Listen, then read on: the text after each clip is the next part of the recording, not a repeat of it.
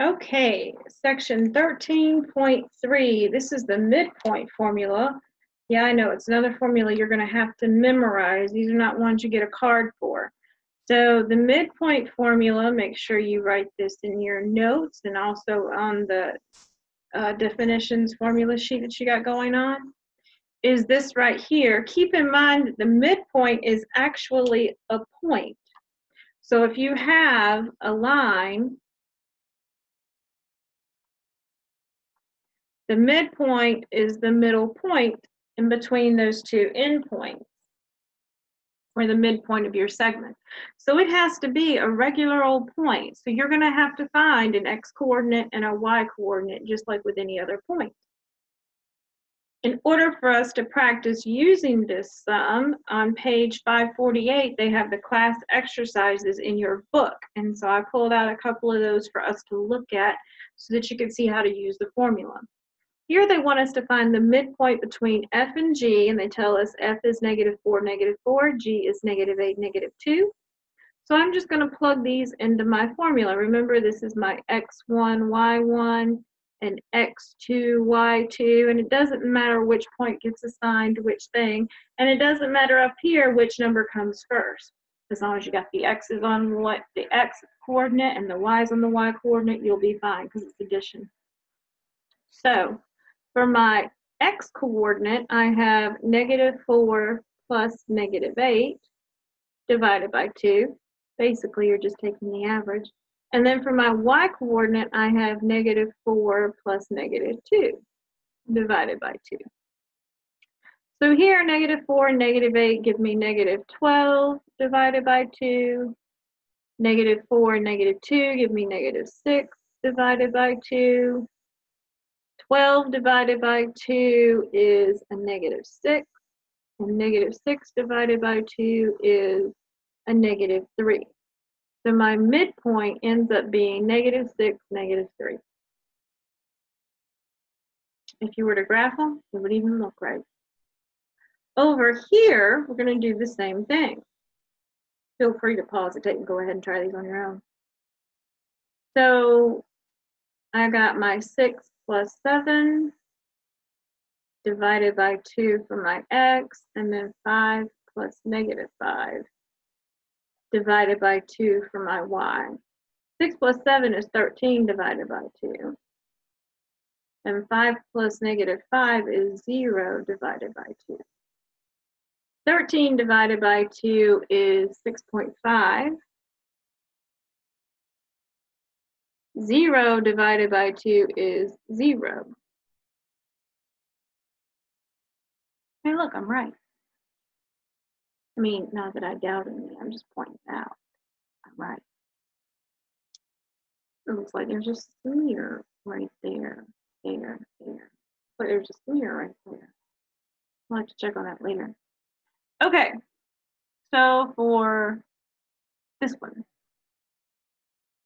I'm looking backwards in the monitor, just bear with me. So for this one, they're trying to get a little more difficult because they're putting B's and D's in there. So you still do it the same way though. 6B plus 3 divided by 2. And over here you have 8 plus 4D divided by 2.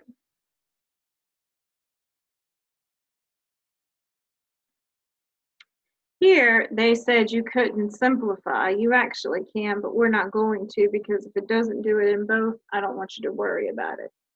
So you get the 6B plus 3 divided by 2.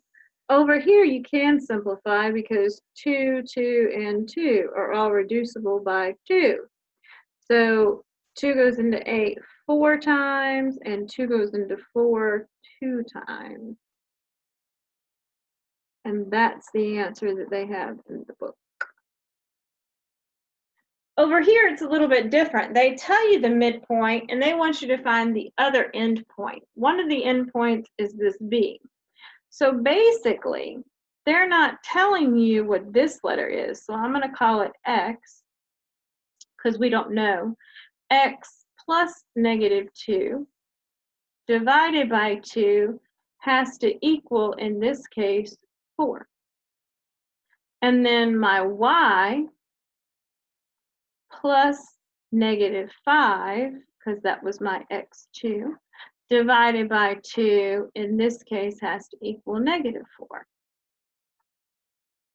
So when I do these calculations, I can multiply both sides by 2, which gets me rid of that fraction.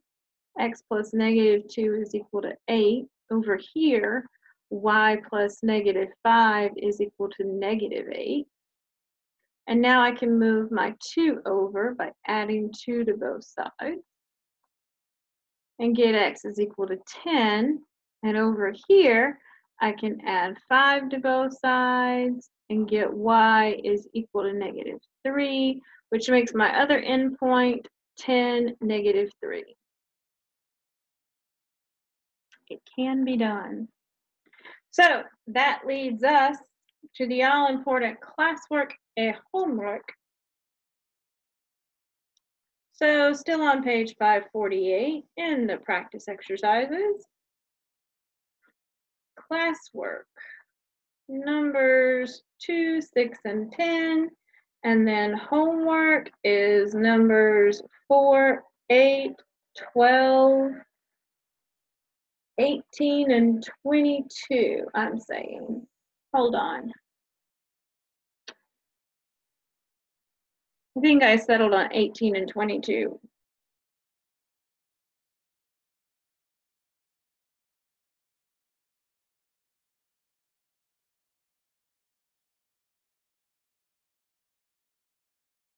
Some of these get a little bit challenging, and you might have to actually graph the figure in order to make sure your midpoints are making sense and you can track what you're actually doing.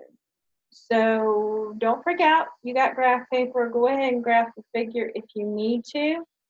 I think they're all pretty reasonable graphs. But it might help you visualize what you're actually doing when you graph them. One of them is a triangle and the other one's a quadrilateral, and sometimes it's hard to keep up with all those different points. So that's my tip for you. And you'll see me tomorrow, I reckon. Bye.